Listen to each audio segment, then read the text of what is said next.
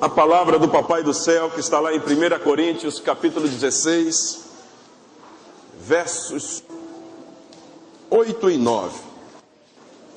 O foco será no verso 9, mas eu quero ler junto com vocês o 8. 1 Coríntios 16, versos 8 e 9. 1 Coríntios, capítulo 16, está no Novo Testamento, fica logo depois do livro de Romanos.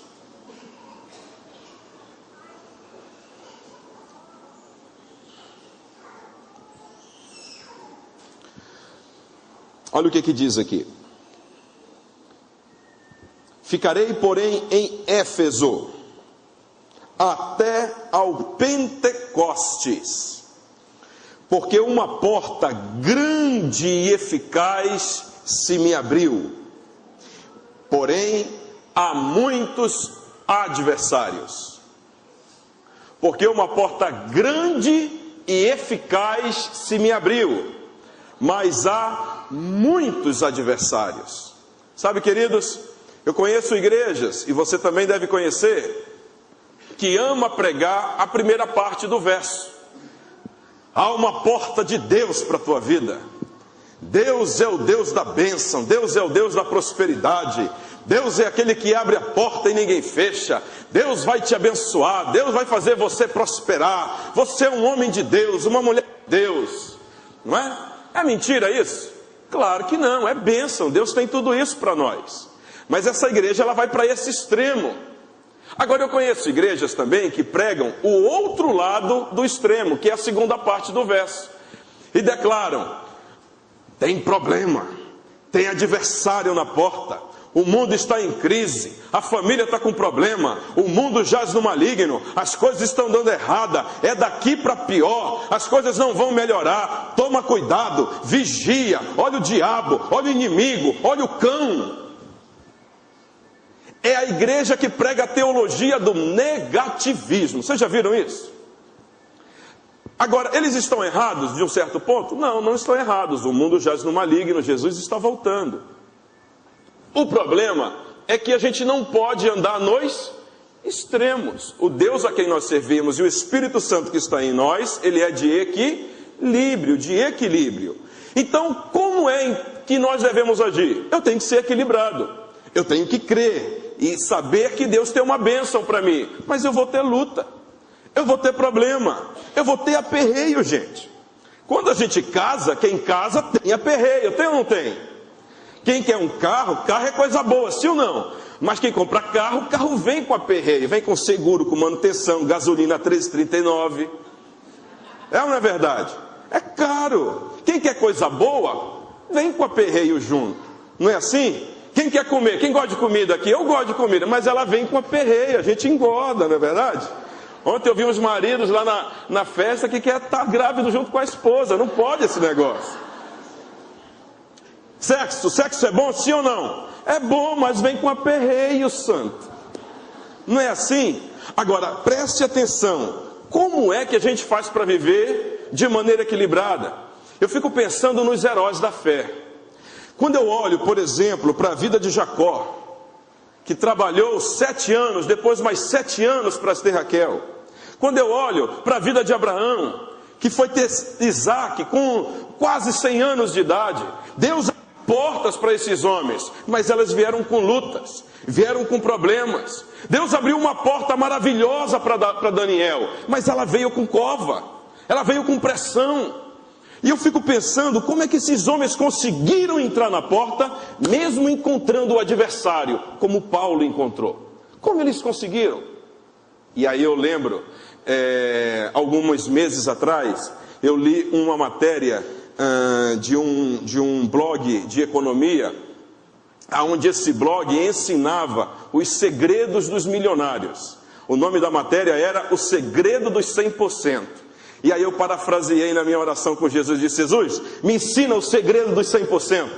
Me ensina o segredo dos 100% dos teus heróis da fé que estão lá em Hebreus, que estão registrados na tua palavra. Porque eles foram falhos, mas eles foram heróis.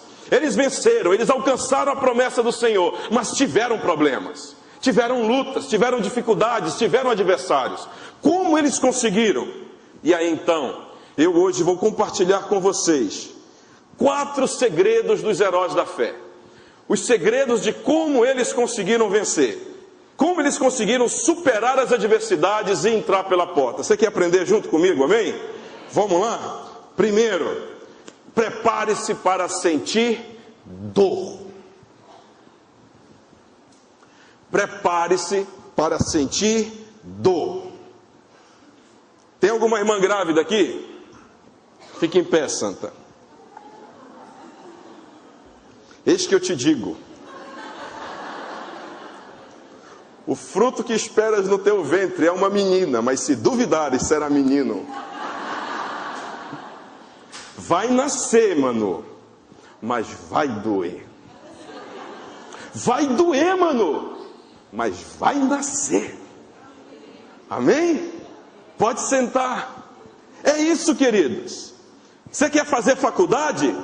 Vai entrar, mas tem dor. Quer fazer concurso? Vai entrar, mas tem o preço da madrugada estudando. Tem dor da abstinência. Quer amar? Tem dor. E daí que tem dor? E daí? Tem que enfrentar, querido, sim ou não? Ora, não é porque eu posso tropeçar andando de bicicleta e aprendendo a andar de bicicleta que eu vou deixar de andar de bicicleta, sim ou não? Não é porque eu posso bater com o meu automóvel que eu vou deixar de ter carro. Não é porque o avião pode cair que eu vou deixar de conhecer os países que Jesus quer me levar. Não é, querido. Não é porque jogando bola eu posso ter baques, eu posso me machucar que eu vou deixar de jogar bola. Não é? Então, uma porta grande e maravilhosa e eficaz Deus tem aberto para nós. Mas tem dor. E eu não posso ter medo de ter dor. Tem aperreio, querido? Te anima, meu irmão. Aguenta a dor. Deus preparou você para ter dor. Deus preparou o nosso corpo para sentir dor, sim ou não? Claro. Agora, eu conheço muita gente que quer ter salvação, mas não quer se entregar. Quer vitória, mas não quer sentir adversidade, não quer ter adversidade. Quer ter fé, mas não quer ter sofrimento. Quer perdão, mas não quer confessar. Não pode, santo. Prepare-se. Prepare-se psicologicamente para isso. Prepare-se para sentir dor. Agora tem gente que diz assim: não, eu quero entrar na porta, pastor, mas é que eu vou esperar o inimigo sair. Ele já foi embora. Quando não tiver mais adversário, o senhor me avisa, eu entro. Não pode. Tem que se preparar para entrar. Eu conheço um homem que pisou nessa terra. E quando ele pisou nessa terra, ele matou 2 coelhos com uma cajadada só. Ele destruiu o inimigo dele e salvou toda a humanidade. Mas não teve homem que sentiu mais dor do que ele. Foram dores descomunais na cruz, para que eu e você fôssemos salvos, libertos e declarados vitoriosos. Se você serve esse Senhor, celebre a Ele. Não tenha medo de sentir dor. Sabe, queridos, às vezes eu sei, cá para nós, não é fácil ter dor na família. Sim ou não?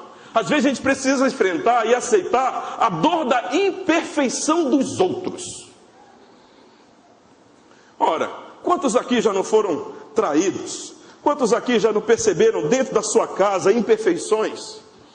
É o filho que deixa o sapato fora do lugar, que não arruma a cama. É a filha que não arruma a gaveta das calcinhas.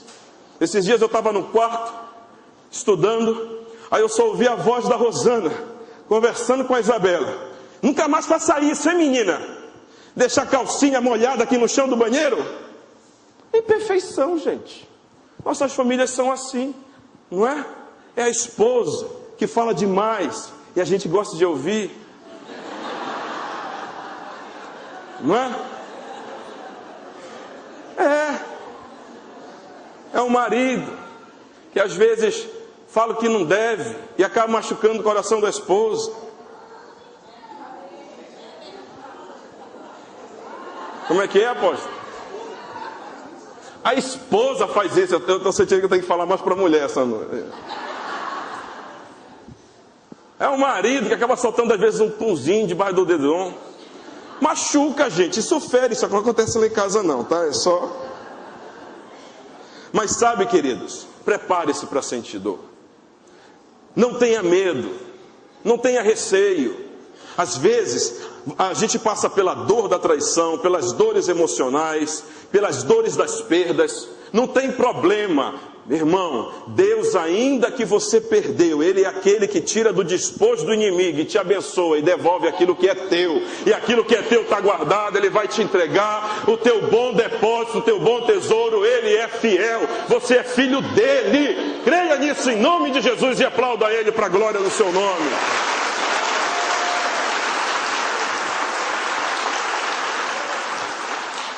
Segundo segredo. E o segundo segredo, esse é maravilhoso, porque eu aprendi com Davi.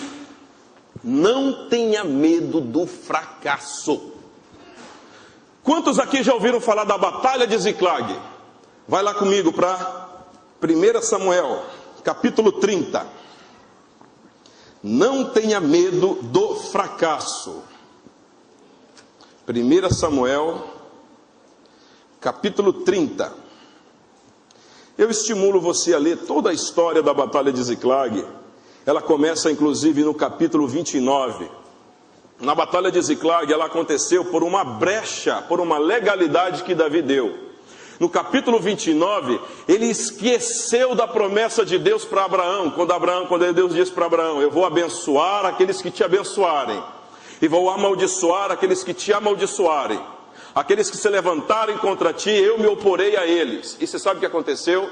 Davi, no capítulo 29, ele se une a Aques, que estava unido aos filisteus, para guerrear contra Israel. E o que aconteceu? Ele abriu um rombo, uma brecha espiritual. O que aconteceu?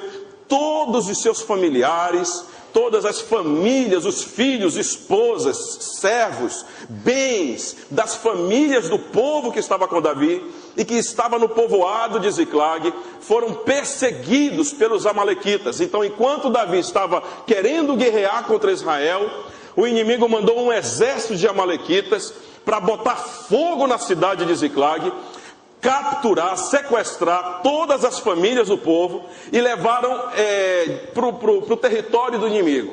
E o que aconteceu? Quando Davi chega junto com os seus homens, ele encontra a desgraça instaurada. Não foi isso, Marcelão? E aí, olha só o que aconteceu com Davi no verso 6.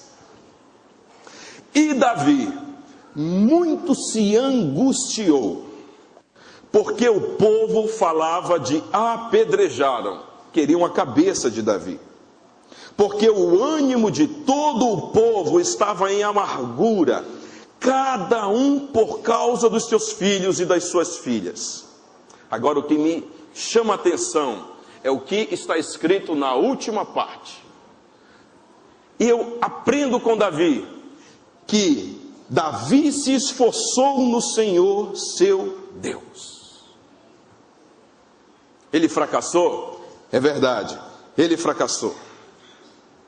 Ele errou? É verdade, ele errou. Mas ele não ficou preso no erro. Ei, presta atenção para cá. Entenda o que significa fracasso. Fracasso é um acontecimento. Fracasso não é uma pessoa. Fracasso é pelo que você passou, mas não decide e não define quem você é. O que aconteceu com você te levou a uma rota de fracasso, mas você não é fracassado. Sabe, queridos, eu conheço muita gente que fracassou, mas usou as suas perdas para suas vitórias. Usou as suas derrotas para servirem como base para as futuras vitórias. O problema é que muita gente não age como Davi. Muita gente fica preso no fracasso de 20 anos atrás. Fica preso no passado. E tem uma porta de Deus maravilhosa aberta para você entrar. Mas você fica lembrando que da última vez que você tentou entrar, você foi derrotado pelo inimigo, fracassou e nunca mais avançou. Não pode, santo. Entenda que o Senhor é aquele que te faz dar a volta por cima. Agora, vamos ser sinceros. Tirar a máscara. Eu sei o que é a dor do fracasso. Não é verdade? Às vezes a gente tenta uma coisa, né? Investe, gasta energia naquilo, pensando que vai dar certo. Passam-se os meses, os anos, quando você olha para trás, a tua conta bancária já está vazia, você já perdeu. Não é assim? É assim, você sente a dor do fracasso, tem um baque. Por que a gente sente? Porque a gente é humano, a gente é imperfeito, a gente é falha. É normal isso, sim ou não? É normal. O problema é que a gente não pode ficar preso lá. Agora eu conheço gente que fracassou, entrou em falência, quebrou. Aí você vai falar com ele, está lá ele, todo moído. O que foi? Você sabe. Mas levanta, Deus te ama. Você fala isso porque não foi com você. Ó a vida, ó azar. O camarada entra numa depressão, se não tomar cuidado, ele te leva junto. Não é verdade? Não pode, meu irmão. Deus te chamou para ser vencedor. Vocês já ouviram falar a história do dono do Habib's? Essa história é interessante. São homens, eu conheço uma história de uma larga de homens e mulheres que fracassaram, que tiveram adversidades e venceram.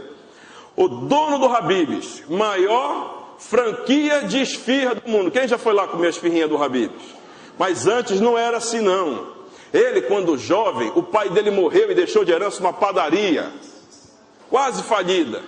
Quando o pai morreu, os padeiros perceberam que o filho não ia tomar de conta, ia dar cano neles. Os padeiros, raparam de lá. E aí o que aconteceu? Ele, para não fechar a padaria do pai, era a herança do pai, era o sustento dele, começou a comprar pão dos concorrentes para vender na padaria dele, para que a padaria não fosse fechada. Enquanto isso, ele foi sozinho aprender a fazer pão. Errava, acertava. Passou-se o tempo, ele então começou a fazer pães mais gostosos que os concorrentes. E aí virou o jogo. Eram os concorrentes que já compravam pães com ele. Olha só, uma porta grande e maravilhosa se abriu para esse homem, mas tinha adversário. Ele ficou congelado no fracasso, na perda do pai? Não. Aí o que aconteceu? Simples. Apareceu um velhinho de 70 anos na porta dele, dizendo: Senhor, me dá um emprego. Eu não sei fazer pão, mas eu sei fazer esfirra. Não preciso contar o resto da história, né? É isso, gente. Vocês já ouviram falar daquele homem que fez o Braille, Dr. Braille, que fez a linguagem para cegos? Pois é, ele era cego quando fez. Olha só a porta que apareceu. Já ouviram falar de Santos Dumont? Sim ou não? Todo mundo sabe que Santos Dumont foi o pai da aviação, mas você não sabe que ele precisou ter 13 perdas antes para poder vir o 14 bis. Santo. Teve 13 fracassos antes.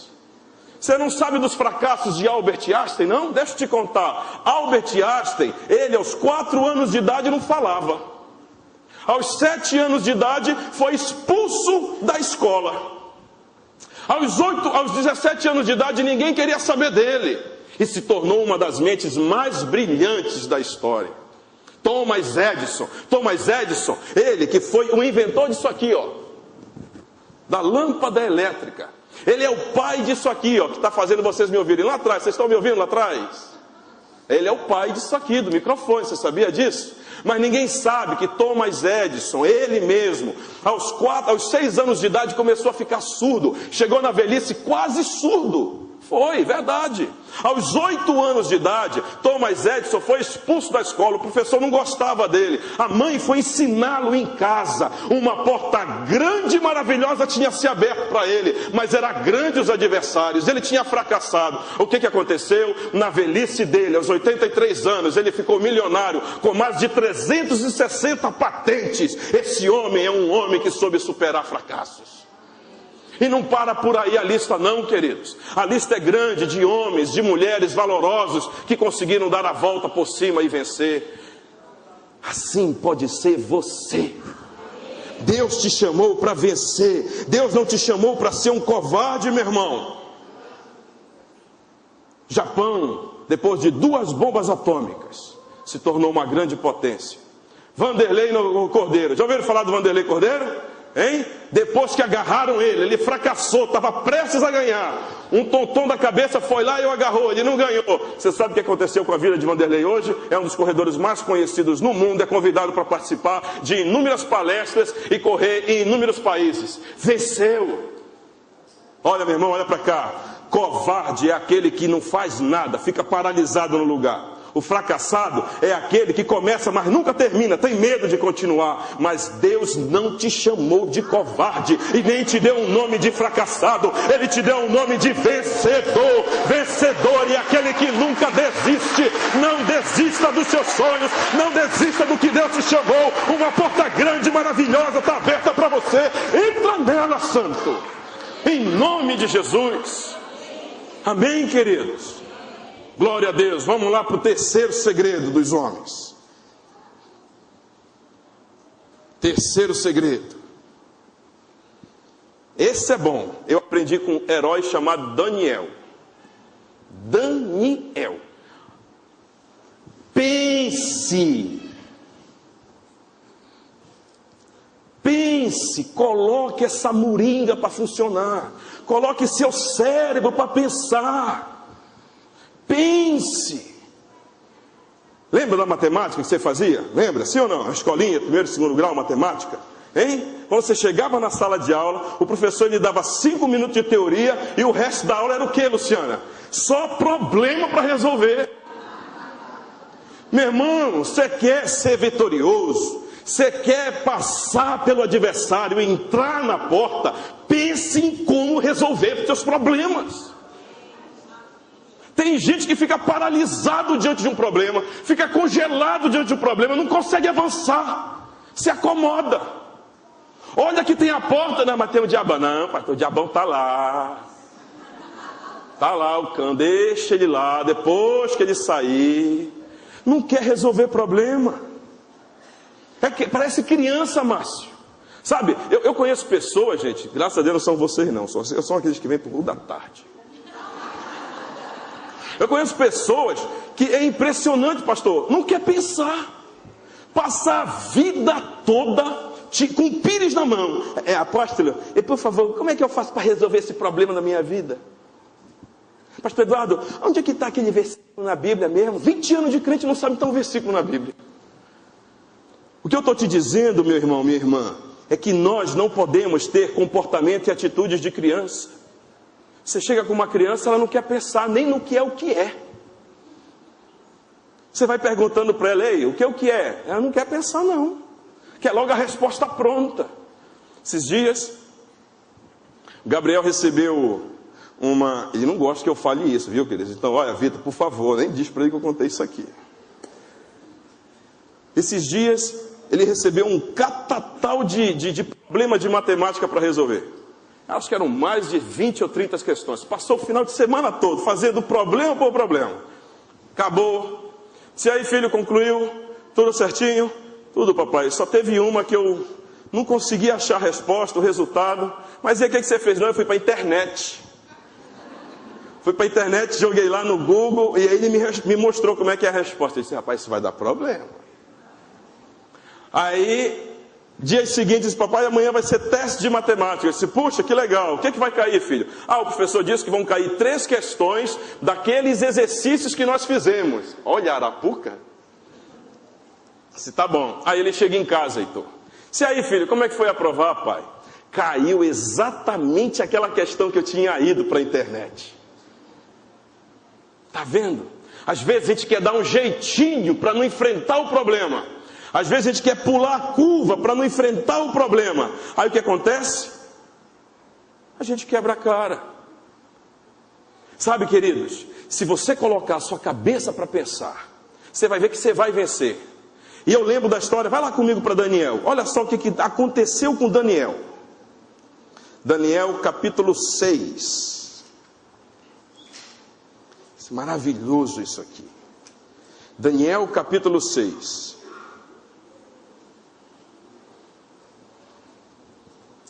Daniel capítulo 6, verso 3. Por causa do tempo eu vou acelerar, tá? Então o mesmo Daniel se distinguiu destes príncipes e presidentes. Para quê? Se você ler a história nos capítulos, nos versos anteriores, você vai ver que Daniel, ele começa a história dele desde Nabucodonosor. Nabucodonosor morre, nasce Beltesazar, é isso? Beltesazar, é isso mesmo. Não, Belsazar, que foi filho de Nabucodonosor. Daniel entrega uma palavra profética de revelação para Belsazar. Belsazar morre, e aí começa então o período do reinado do Império Medo-Persa, que todos já devem ter estudado a história do Império Medo-Persa. E você sabe o que foi que aconteceu? O Dario, que era o presidente, que era o rei senhor de todo o Império Medo, resolve escolher 120 presidentes para colocar um presidente em cada país, e escolhe que teriam 3 príncipes para ficar sobre os 120 presidentes. Ei, você sabe quem era Daniel? Um dos 3, santo. Para Daniel. Agora, olha só o que aconteceu. Você está pensando que estava bom essa porta? Deus resolveu abrir uma porta muito maior para Daniel. Olha só o que diz aqui o texto, olha. Porque, diz aqui, ó, porque nele havia um espírito excelente. Porque em você há um espírito excelente. Só para aqueles que creem, porque sobre você há um Espírito excelente. O Espírito Santo não mudou, o Espírito Santo não se transformou, o Espírito Santo não sofreu metamorfose, o Espírito Santo é o mesmo ontem, hoje e eternamente. Ele que estava dentro de Daniel ainda continua no meio da igreja, ainda continua falando com a igreja. Esse Espírito Santo excelente está sobre você e em você.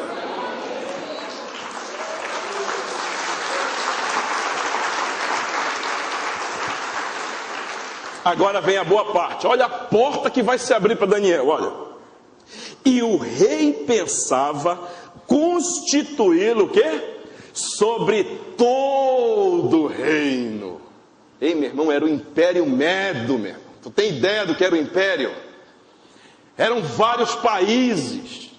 E um homem pensava colocar Daniel sobre todos os impérios. Uma porta grande e maravilhosa se abriu para Daniel, para exaltar e glorificar o nome do Senhor. Mas eram muitos os adversários. E os outros presidentes e príncipes, os outros 2 se uniram e disseram: não é possível, ninguém pega Daniel em falha alguma. A gente precisa armar uma arapuca para Daniel. E armaram uma arapuca para Daniel. E a história, você já sabe qual foi a arapuca. Queriam colocar o rei para ser adorado, e quem não adorasse ao rei seria colocado na cova. E aí Daniel soube disso. E quando Daniel soube disso, ele viu um problema. Meu Deus do céu, e agora? Se correr o bicho pega, se ficar o bicho come. E aí então, se eu for adorar o meu Deus, eles me pegam e me jogam na cova. Mas se eu temer ao homem e não temer a Deus, e não adorar o meu Deus, o que vai acontecer? Eu vou ficar bem com o rei e com todos, mas em compensação eu me queimo com o meu Deus.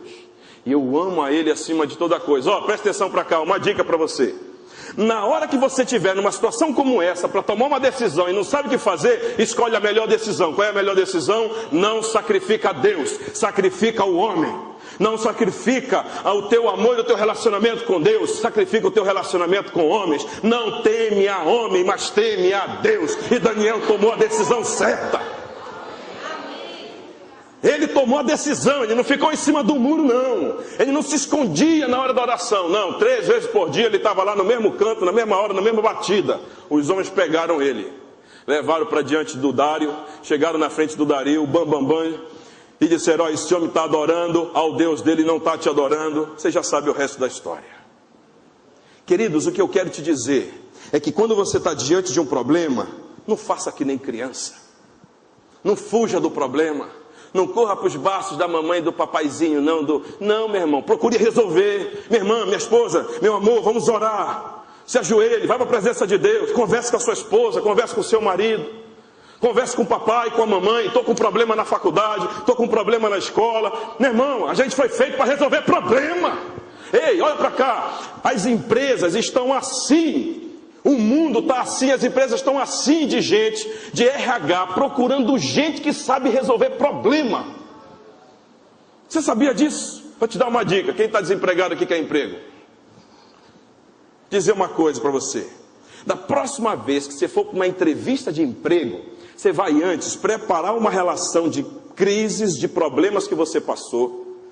Como você conseguiu fazer para superar e vencer cada um? Qual foi a solução que você deu para eles? Chega na hora da entrevista e diz: ó, o negócio é o seguinte, eu quero falar pouco aqui. Eu só vou dizer aqui que eu sou um homem que soluciona problema. Conta para eles o que você fez, os crises que você passou e como você solucionou o problema. Meu irmão, eu te garanto, você vai ser o escolhido. Só me convida para comemorar depois. A empresa está assim, meu irmão, o mundo está assim. Recebe em nome de Jesus a palavra profética sobre a tua vida. Pode vir luta, pode vir desemprego, pode vir problema de saúde, pode vir sogra, pode vir o que vier. Deus vai te dar vitória. Você é mais do que vencedor em Cristo Jesus. A sabedoria do Espírito está sobre você. O Espírito que está sobre ti é excelente. Creia em nome de Jesus. Aleluia. Quarto segredo dos 100%, para a gente fechar a conta. Use o tempo ao seu favor. Mais uma vez. Use o tempo ao seu favor. Sabe, se teve um homem na Bíblia que sabia usar tempo, apóstolo, era Jacó. Jacó trabalhou 7 anos e teve Lia. E o sogro dele passou a perna. Mais uma vez o sogro. Jesus abençoa nossos sogros e sogras. E prometeu para ele, dizendo: você precisa agora trabalhar mais 7 anos por Raquel. Meu irmão, Jacó esperou. Jacó trabalhou, Jacó teve paciência. Jacó não ficou reclamando de Labão. Não ficou preso no tempo. Não, meu irmão. Eu já ouvi falar uma frase que o tempo cura tudo, né? O tempo cura, né? Agora o tempo, ele exerce, ele dá reações diferentes nas pessoas. Tem um grupo de pessoas que quando se fala de tempo, tem uma ação analgésica, né? A gente perde alguém, o tempo vai passando, a gente vai esquecendo. A gente sofre algum problema, algum baque, o tempo vai, quando vê, cicatrizou. Mas tem para outros não. O tempo age de maneira letárgica, congela, paralisa. Está lá a porta para ele entrar, mas ele não entra. Por quê? Porque ele está preso no passado. Não esqueceu do que aconteceu com ele. Não pode, meu irmão. Eu conheço a história de uma mulher. Olha essa história aqui, essa história é boa.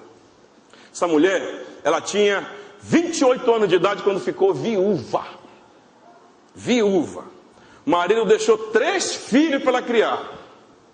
Deixou um monte de bem, de patrimônio, de imóvel. O problema é que essa mulher não tinha nem o 2º grau. Não sabia administrar os imóveis, não tinha renda. Vivia de uma pensão, ficou com a pensão do marido de um salário mínimo e meio. Naquela época, lá na década de 70, final da década de 70, 79, quanto é que era o salário mínimo naquela época?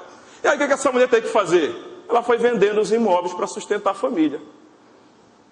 Mas ela podia ter ficado paralisada. Perdi meu marido, porque o que aconteceu? Acabou o dinheiro dos imóveis. Acabou tudo. Aconteceu com ela e aconteceu lá com a sogra de Ruth.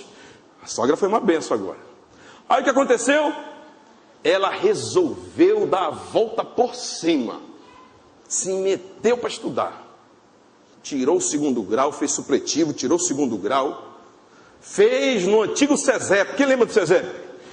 Aqui em Belém essa história. Fez no antigo SESEP o curso de Direito e passou. Depois de 4 anos ela se formou e foi ser defensora pública no interior do estado, lá em Primavera, para ganhar mais um salário mínimo. Olha aí, já eram 2 salários mínimos. E os filhos? Os filhos cresceram. Passam-se os anos. Ela consegue ver esses 3 filhos se formarem. 2 em médico e 1 em direito. Ela consegue ver esses filhos se casarem, deu neto para ela. Ela consegue ver o filho dela pregando. O nome dela é Maria das Graças Gomes Pavão. A minha mãe, fica em pé, mãe. Para a glória do Senhor, ela não ficou presa no tempo.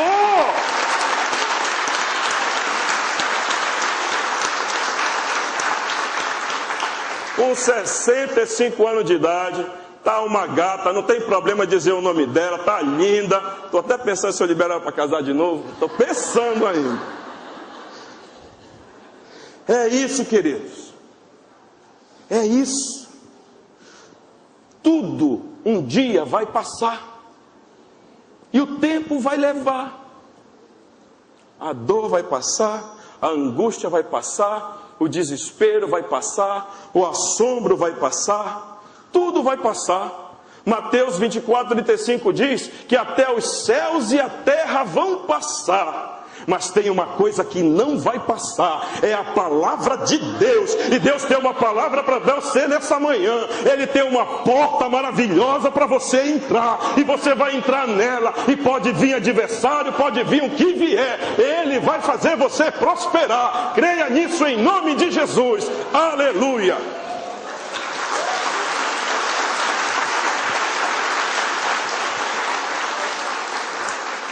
Aleluia. Deixa eu te dizer, filho, Belém, ela é conhecida como uma cidade de muita chuva, sim ou não? Quando os nossos torós vêm, o céu ele fica negro, de nuvem pesada. Mas não é porque tem as nuvens pesadas que o sol não está lá.